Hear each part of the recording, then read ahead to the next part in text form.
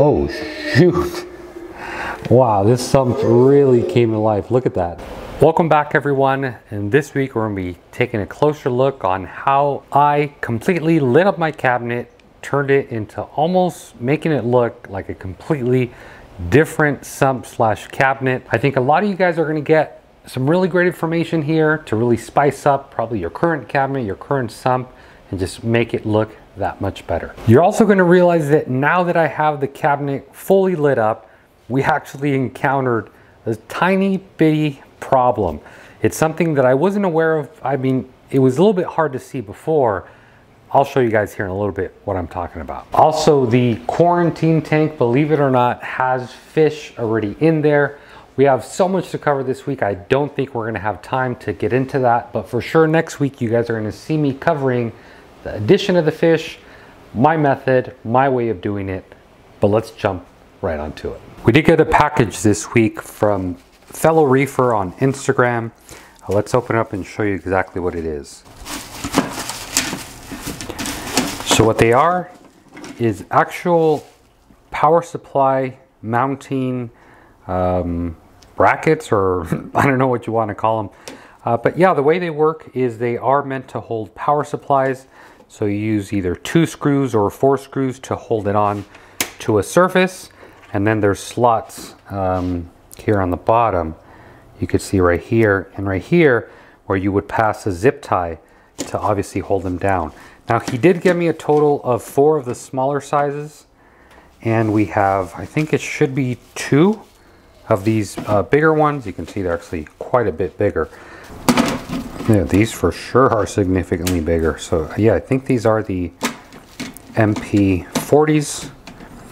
This should be for the Vectra. And then lastly, these 3, these big old ones, should be for the Radions. It's really cool. He actually put a screw in the middle of the bigger ones to better support them. But wow, these things should have no problem holding them down. So I want to thank you again, Fellow Reefer. Thanks very much. I also saw you put my name in them at Eat Sleep Reef. Came out really nice. I couldn't ask for anything more. Not to mention, they also match my blue PVC. Here we have the 2 LEDs. One interesting thing that I did recently learn, I'm not 100% sure, but I'm pretty sure based on my research, is that the RGB, or red, green, and blue LEDs, they're really cool because you're able to change the colors, but I noticed they're dimmer than, let's say, a single color white LED. And the main reason for that is because there's a total of 3 different LEDs, red, green, and blue. And each one of these LEDs is getting anywhere from 3 to 4 volts per light. Generally, the red one's going to get a little bit less, but what that really does compared to this light is getting a total of 12 volts per LED, which you can already see. From 4 to 12, you're going to get a lot more brighter light out of a single color, such as this one here. So if you are looking for the ultimate brightness, I'd really recommend you to just stick with a single color, getting a solid 12 volts, versus the RGB, and really at the end of the day, I was like, I'm not even going to use all these colors. The second thing I realized in my research is the LED count. You're going to have minimum and maximum. Generally, the minimum is 30 LEDs per meter. These are done in meter because that's what it's done in China and that's where they're made. You have either 30 or 120 LEDs per meter. So generally, the more LEDs you have, typically the brighter, better visual appeal the light's going to look. These here are only 30 LEDs per meter. These ones here are 120 LEDs per meter, about 4 times more light, making it a lot more brighter. And I'm actually really happy with these compared to these. Before I do go downstairs and start wiring these up, I do want to touch on another topic, and that is waterproof versus non-waterproof LEDs. When they are waterproof, they'll have a clear silicone kind of dome around them. They're all covered in silicone, making them waterproof. Now, I personally didn't go with waterproof. Why? Because this specific manufacturer, for the 120 LED count, they don't offer them in actually they do offer them in waterproof, but you don't get the 3M backing, which is the adhesive you see here, which is why I didn't go with them. I'm really not sure. If you are watching this video, I maybe will recommend you not to do as I'm doing and go with the waterproof. I did find some online, aside from Amazon, where you can totally get waterproof with a back adhesive, no problem. But for me, I really think the only place we can expose these to rust is going to be on these copper tabs here. You can see every 3 or 4 LEDs, you see the copper tabs, which is where you solder. Now, when copper does corrode, as some of you may know, it'll turn a greenish color. I really don't know if this is going to corrode or not. I plan to have a fan under the tank, moving air through it so it doesn't get too humid on the bottom. Only time will tell. I will keep my eye on them. I'm honestly not worried about them frying or anything. It's only 12 volt DC, so I really don't expect much to happen with them. Luckily, the power supply is also short protected, so it's another form of security. But I will keep you guys updated. If you're watching this video, I probably recommend you again to go with the 120 LED count, but make sure you get the waterproof and make sure that they also have the backing so you can obviously adhere them to the tank. Some of you may want to do what I'm doing, but like I said, I'm going to do a future video showing you guys if they've actually held up. If they didn't hold up, no big deal. They're very easy to switch out. So this is a little bit more than 1 inch, but I'll go to my pinky right here. Right there, you can see there's a total of 1 LED on this strip. This is a 30 count. So this is the minimum that they make. I'm sure they do some custom stuff, but this is the minimum you'll generally find out in the mass market. Now we'll use the same measurement of reference. It was to here on this LED. And if you see, there's a total of 4 LEDs on this one. 1, 2, 3, 4. For the same amount of space, you're getting 4 times more light being emitted. Not only that, at a higher voltage, making the LED brighter. Once you have everything pre-measured, you have it cut to length. I have them all cut here. You're obviously going to have to connect them together, because once you make the cut, see every 3 LED, you can make a cut. You're going to have to solder them together because they're not going to have any more power. So what I went ahead and did is got a small little, I think this is a 22 gauge cable, and already ended up soldering them all together. This is going to be the right side, and then the left side of the cabinet you'll see here once I install them. Now it's a good idea to protect these. What you can do obviously is use heat shrink. Heat shrink's pretty good at it. And the next thing you can also use is hot glue. A little dab of hot glue just to make sure they hold in there nice and easy and there's no actual pressure on the connector itself. That'll alleviate some of that. Before you ever mount any type of adhesive, not only LED lights, you want to make sure you get some rubbing alcohol, a nice lint-free cloth or anything like that, and obviously wipe wherever you're going to be mounting, in this case, the LEDs.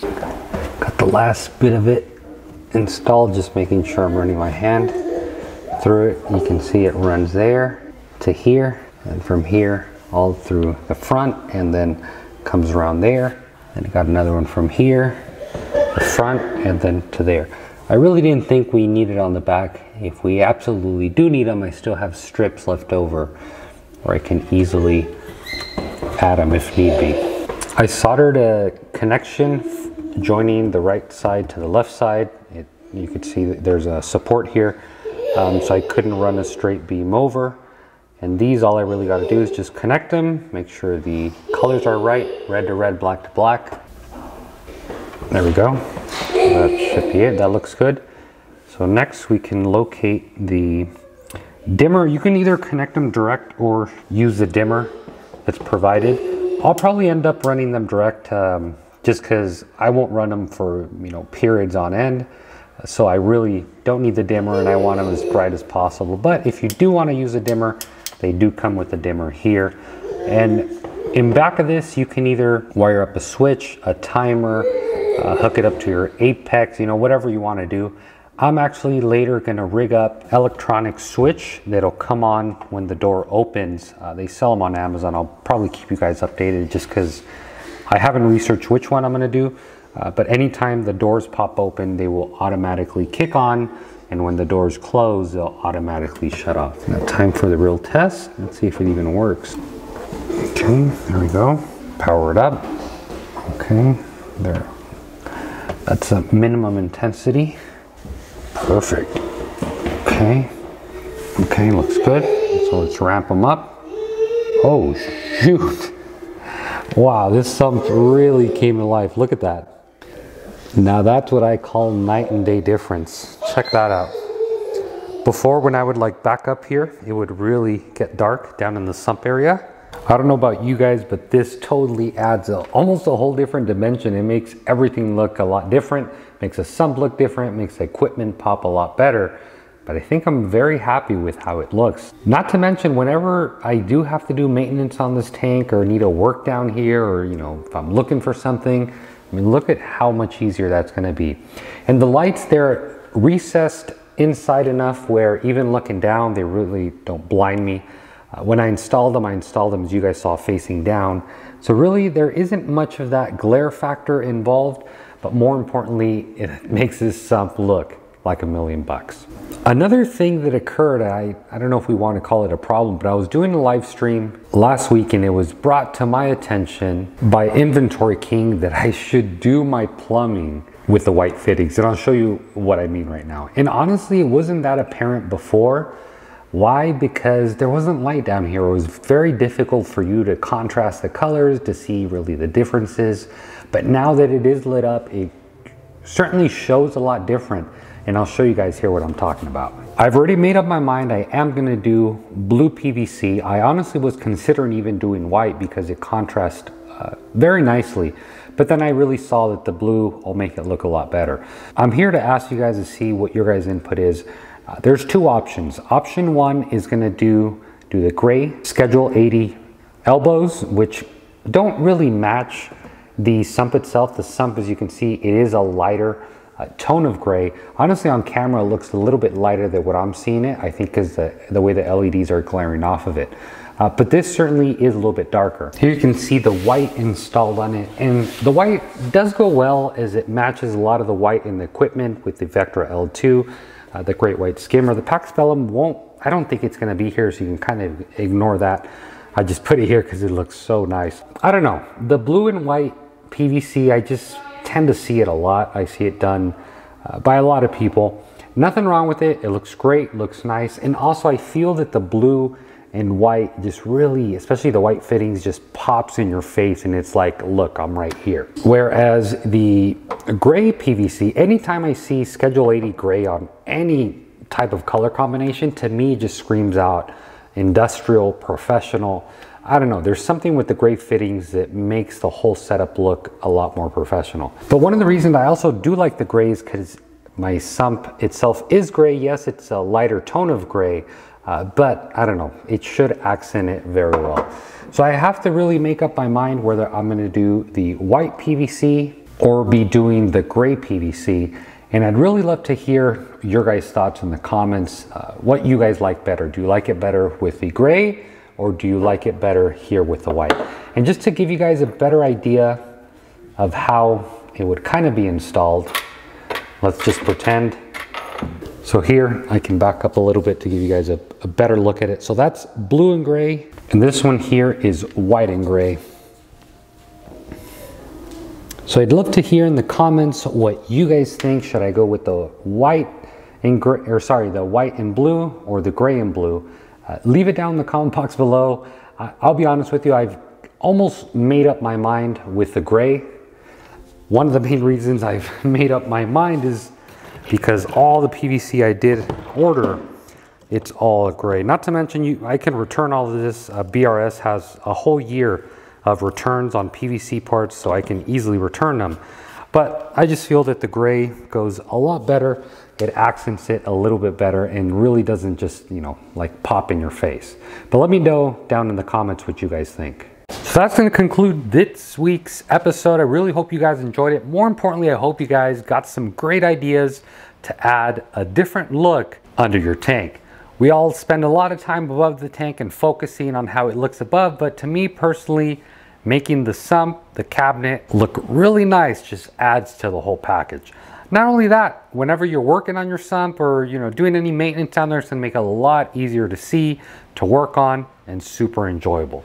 Next week, I am gonna be showing you guys how to install an on and off switch like I mentioned that I am going to be doing for the lights. So anytime I do open the cabinets, the lights automatically kick on and we don't have to worry about them being on all the time or me having to switch them on, off. That switch, I'm going to show you guys very quickly how to set it up, and I think you guys are really going to enjoy it. Also, don't forget to join next week where we're going to cover the addition of the fish that we officially have in the quarantine tank. And slowly but surely we're moving along. The good news is we have about 3 weeks left according to 80/20. Last time I sent them an email was about a week and a half ago. And they told me we had about a month left before they're able to ship out my custom light mount. The good news is hopefully they stay on track and they're able to get out the order within about 3 weeks time. So I'd say by the end of this month, we should be able to get water in the tank, because that's really all we're waiting for. Don't forget to comment down below on what color plumbing you guys think I should be doing. If you guys watch to the very end, I really appreciate it. Really enjoy the support. And guys, we're gonna leave this video here. If you guys have any questions, comments, or concerns, please leave it down in the comment box below. I thank each and every one of you very much for watching. As always, happy reefing. All right, but all joking aside, what color am I really gonna do for the plumbing?